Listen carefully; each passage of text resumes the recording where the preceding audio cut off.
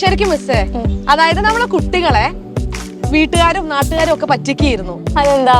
ജീവിതത്തിലെ ഏറ്റവും വലിയ വഴിത്തിരിവ് 10ാം ക്ലാസ് ആണ് എന്നാണ് അവര് കരുതുന്നത്. പക്ഷെ അങ്ങനെയാണോ? അല്ല, എനിക്ക് തോന്നുന്നു എന്നെ സംബന്ധിച്ചിടത്തോളം അത് +1 +2 കാലയളവ് തന്നെയാണ്. കാരണം അവരുടെ ഭാവി തീരുമാനിക്കപ്പെടുന്നത് +1 +2 കാലയളവിലാണ് അല്ലേ? ഈ ഒരു കാര്യത്തില് ഏറ്റവും വലിയ കോൺട്രവേഴ്സി, അതായത് കുട്ടികളുടെ മനസ്സിൽ വരുന്ന ഏറ്റവും വലിയ സംശയമാണ് സയൻസിലെ 2 സബ്ജക്റ്റുകൾ, അതായത് ബയോ സയൻസും കമ്പ്യൂട്ടർ സയൻസും.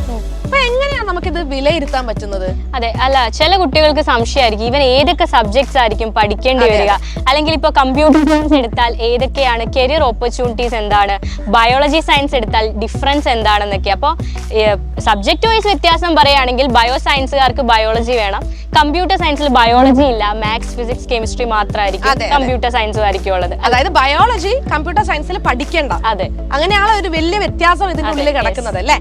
പക്ഷെ നമ്മള് കരിയർ ഓപ്പർച്യൂണിറ്റീസ് നോക്കുകയാണെങ്കിൽ ഇപ്പൊ ബയോ സയൻസ് എടുത്താല് പല മേഖലകളിലേക്ക്, പല ഫീൽഡുകളിലേക്ക് ഇവർക്ക് പോവാം. അതായത് മെഡിക്കൽ ഫീൽഡ്, ഇപ്പൊ ഡോക്ടർ ആവണമെങ്കിൽ ഡോക്ടർ ആവാം, അല്ലെങ്കിൽ പാരാമെഡിക്കൽ കോഴ്സുകൾ എല്ലാം എടുക്കാം. ഇനി അതല്ല എഞ്ചിനീയറിംഗ് ഫീൽഡിലേക്ക് പോവാം, അല്ലെങ്കിൽ aviation, business management, hotel management, ഇങ്ങനെ ധാരാളം മേഖലകളിലേക്ക് അവർക്ക് വഴി തിരിയാനുള്ള ഒരു അവസരം അവിടെയുണ്ട്. അതായത് അവർക്ക് സംശയം തോന്നും കമ്പ്യൂട്ടർ സയൻസ് എടുത്താൽ ഒരിക്കലും ഡോക്ടർ ആവാൻ സാധിക്കില്ല അല്ലെ? അതാണ് ഏറ്റവും വലിയ വ്യത്യാസം. പക്ഷെ എനിക്ക് തോന്നുന്നു ബയോളജി ഇഷ്ടപ്പെടുന്ന ഒരു കുട്ടിയായിരിക്കും ഡോക്ടർ ആവാൻ ആഗ്രഹിക്കുന്നത്. അത് ഇഷ്ടമില്ലാത്ത കുട്ടി ഒരിക്കലും കമ്പ്യൂട്ടർ സയൻസ് ഓപ്റ്റ് ചെയ്യാം, അതായിരിക്കും നല്ലത്. പക്ഷെ ബയോ സയൻസ് എടുത്താലും അവർക്ക് IT മേഖലകളിലേക്ക് പോകാം, കമ്പ്യൂട്ടർ സയൻസ് എടുത്താൽ IT മേഖലകളിലേക്ക് കൂടുതൽ പോകുന്നതാണ് നല്ലത്. അതായത് IT പ്രൊഫഷണൽ ആവാം, അല്ലെങ്കിൽ BCA ഉണ്ട്, അവർക്ക് BSc കമ്പ്യൂട്ടർ സയൻസ് ഉണ്ട്, പിന്നെ എഞ്ചിനീയറിംഗ് ഉണ്ട്. ഇങ്ങനെയൊക്കെയാണ് അവരുടെ ഓപ്പർച്യൂണിറ്റീസ് വരിക.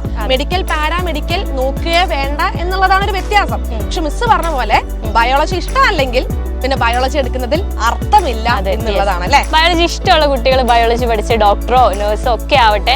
ശരിക്കും കമ്പ്യൂട്ടർ സയൻസിൽ ഒരുപാട് കരിയർ ഓപ്പർച്യൂണിറ്റീസ് ഉണ്ട്. ഈ BTech നിങ്ങൾ ഓപ്റ്റ് ചെയ്യാൻ പോകുന്നത് കമ്പ്യൂട്ടർ സയൻസോ IT ഒക്കെ ആണെങ്കിൽ ഒരു ബേസ് കിട്ടും, ഒരു അടിത്തറ കിട്ടും എന്നാണ് പറയാൻ പറ്റുന്നത്.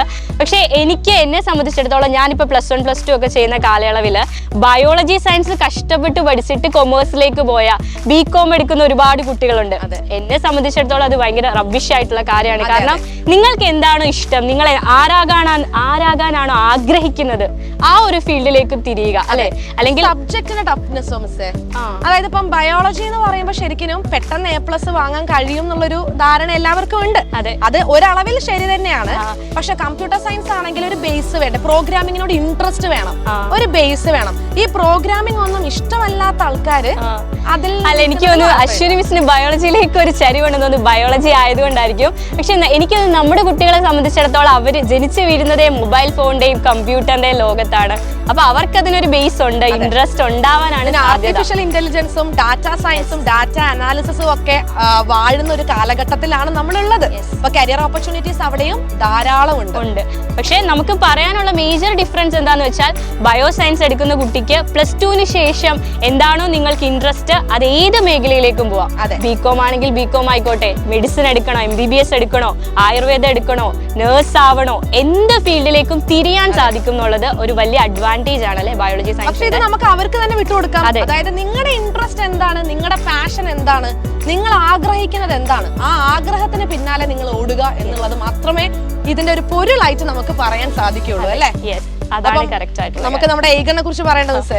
അതെ, ഇപ്പൊ ഇവർ SLC-ക്കാരാണ്. പക്ഷെ നമ്മളെ സംബന്ധിച്ചിടത്തോളം SLC കഴിഞ്ഞു, നമ്മുടെ മക്കളൊക്കെ വിജയിക്കും, തീർച്ചയായും വിജയിക്കും. അവർ നമ്മുടെ +1-കാരാണ്.